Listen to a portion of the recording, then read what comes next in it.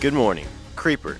According to a new study from Educational Database Online, 1 in 2 parents join Facebook just to creep on their kids, with special interest given to status updates and photos you are tagged in. We'll have some of the details. New heroes. 3 men wasted no time jumping onto the subway tracks to save a man who fell off the platform in the early morning hours Sunday, barely missing the next train rolling into the station. And hitting wallets hard. Gas prices have risen for 32 days straight according to AAA. We'll take a look at what's behind the higher prices at the pump. Today, Tuesday, February 19th, 2013.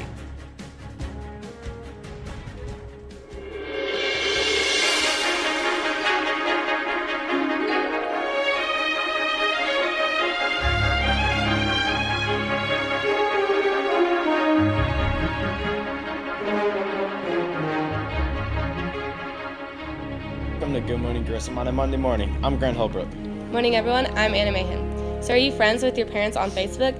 You might be surprised to find out that 1 in 2 parents join Facebook just to keep their tabs on their kids. In our increasingly digital world, it's difficult for parents to monitor their children's activities. So pursuing social media is an obvious solution. To give you more heebie-jeebies, 43% of parents check out their kids' profile daily, with special interest given to status updates and photos you're tagged in, so you might want to think twice before you tag yourself at that party. It's perfectly well known that children can be trusted about as much as news stories in Russia, so parents feel forced to take the radical step of joining them so that they can beat them. In a psychological sense, you understand. Indeed, the study suggests that half of all parents sign up with Facebook at least partly in order to see what drugs their kids are taking, who they're consorting with, and what they really think about their parents. An excitable 43% of parents admit that they check their kids' Facebook pages every day. Some 92% of them make it so easy for themselves by openly becoming friends with their kids. And their education database online figures offers that a third of the kids would defriend their parents if they could. All right, so yesterday we had some fairly moderate temperatures. So for today's forecast, let's check in with Weather Channel meteorologist Scott Lowry. Hi, meteorologist Scott Lowry. And more tracking some rain into Georgia and the Carolinas for Tuesday. We'll also see some rain to southeastern parts of Alabama and the Florida Panhandle. Temperatures generally in the 60s and 70s across the deep south. We'll see lows Tuesday night close to freezing in Birmingham, Atlanta, and Columbia. Lows in the 50s, 60s, and 70s down into the Florida Peninsula. And then Wednesday brings another round of thunderstorms to parts of the western Gulf Coast. Could see some severe weather Wednesday across Louisiana, Arkansas, and Texas. Look for a chance of rain on Thursday and Friday, and on Saturday, expect mostly cloudy skies.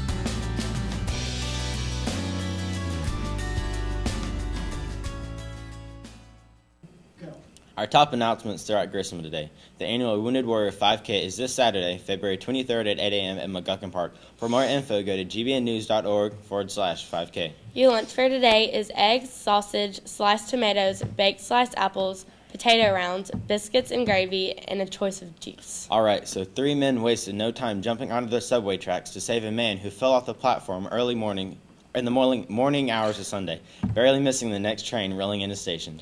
The incident happened at about 2:40 a.m. Sunday at Columbus Circle when a man in his 20s hit his head and stumbled onto the tracks at one train platform. NBC4 News New York's Roseanne Coletti has the report.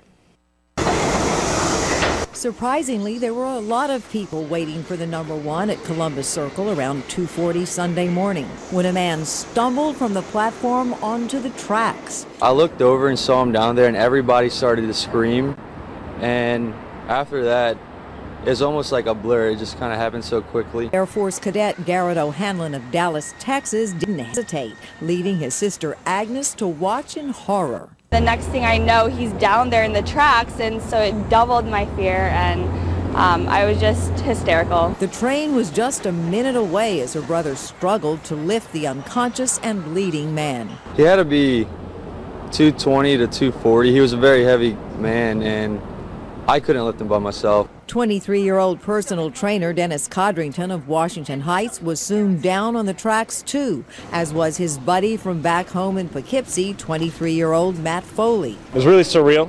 I can't tell you what I was thinking when I was down there.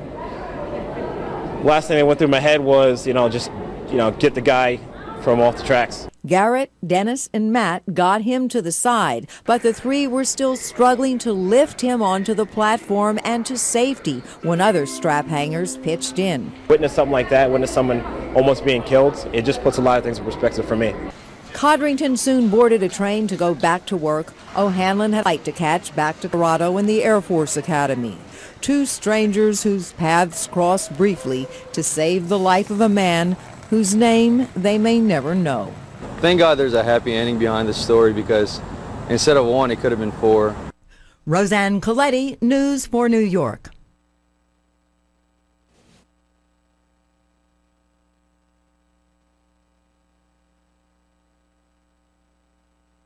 So, gas prices have risen for 32 days straight, according to AAA. That means that the average price for a gallon of regular unleaded gasoline has increased more than 30% over the period of $3.73. Yes, it's hitting while it's right in the middle of winter, when people are already looking at large home heating bills, and it comes just after many Americans have been hit with smaller paychecks and are worried about looming budget cuts that could deliver an even deeper blow. What's behind the higher prices at the pump?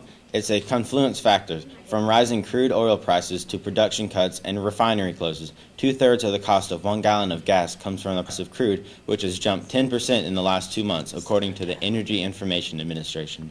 As the U.S. housing market experiences a resurgence, the jobs picture brightens and consumer spending expands. Anticipation of higher oil demands is driving up prices. For the average Americans, all this couldn't be happening at a worse time. Most of the country's 160 million workers are taking home less pay each week since the payroll tax cuts expired last month.